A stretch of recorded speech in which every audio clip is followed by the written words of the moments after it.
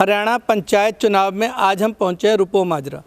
रुपो माजरा में हम मनोज सैनी से बात करेंगे जो पहली बार पंचायत चुनाव में खड़े हैं सरपंच की चुनाव के लिए। सबसे पहले तो मैं अपने गांव वासियों का शुक्रगुजार करता हूं कि उस परमात्मा की कृपा से उन्होंने मुझे इस लायक समझा।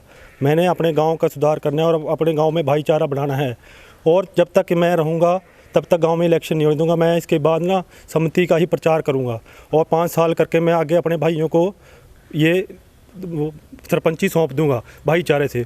और जब भी अपने गांव का सुधार करूंगा, सारी गलियां और भाईचारे से जो भी ग्रांट आएगी, जो भी पैसा आएगा, वो सारा मेरे ग्रामवासियों की सलाह से गांव में लगाया जाएगा। मनोज जी, बात करें, आप पहली बार चुनाव में खड़े हो रहे हैं, क्या कारण था आपको चुनाव में खड़ा होना पड़ा? मेरा कारण है गाँव का सुधार। पहले 10 साल कोई सुधार नहीं हुआ। मैंने अपने गांव का सुधार करना है, इसलिए मैं अपने गांव के सुधार के लिए खड़ा हूं। क्योंकि जो पहला सरपंच है उन्हें गांव में कोई सुधार नहीं है, कोई गली नहीं है, कोई कुछ नहीं है। इसी के लिए मेरे को खड़ा होना पड़ा है। अगर आप सरपंच बनते हो तो पहल के आधार पे कौन सा काम है जो सबसे पहले करूँ?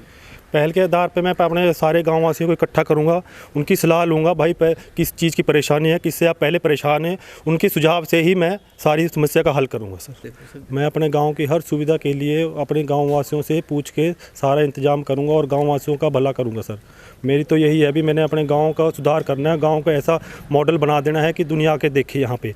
और जब ये इलेक्शन पे आखिरी बार हो रहा है, इसके बाद मैं इलेक्शन नहीं अपने गाँव में सम्मति करवाऊँगा। सर, चाहे मैं अपन 5 साल के बाद मैं दूसरे भाई को दूंगा ताकि मेरे गाँव में प्यार प्रेम बढ़ता रहे और प्यार प्रेम बना रहे। हमने एकता करनी है, ना कि गांव को फाड़ना है। हम अपने आगे 5 साल करके मैं दूसरे भाई को मौका दूंगा, भाई तू कर अभी सेवा।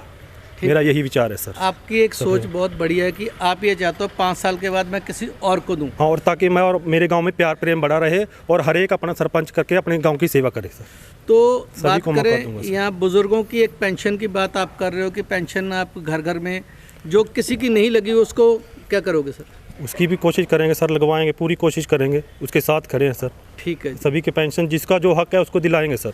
जिस तरह लड़कियों की शादियों के लिए, गरीब लड़कियों की शादियों के लिए आप क्या करोगे? सर, गरीब शादियों के लड़के लिए अगर कोई स्कीम आएगी वो भी करेंगे सर। और अपने भाईचारे में सब मिलकर इकट्ठा करके सब कुछ जो भी सुझाव होगा पूरे उस गांव का वो करके सब पूरी मदद करेंगे सर। अपना परिवार, सारा गांव मेरा परिवार है सर, उसके लिए मैं हर टाइम खड़ा रहूँगा। जिस तरह पीछे एक लंपी स्किन की बीमारी आई थी, क्या आपके गाँव में भी आई थी? सर, आई थी सर। तो उसके लिए कोई सरपंच साहब ने कुछ काम किया?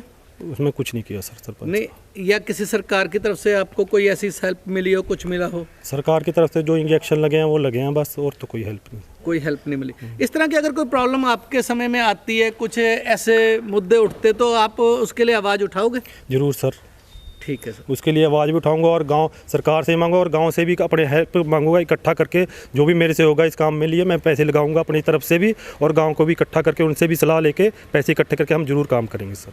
एक मिनट कट। ये हमारे साथ थे मनोज सैनी जी रुपो माजरा गाँव से, जिन्होंने कहा समय समय पर मैं यहाँ पर आने वाली सुविधाओं को लोगों तक पहुँचाऊँगा। मेरी यही कोशिश रहेगी अपने गाँव के विकास के लिए जितना भी समय मैं दे सकूं अपने लोगों को देता रहूंगा।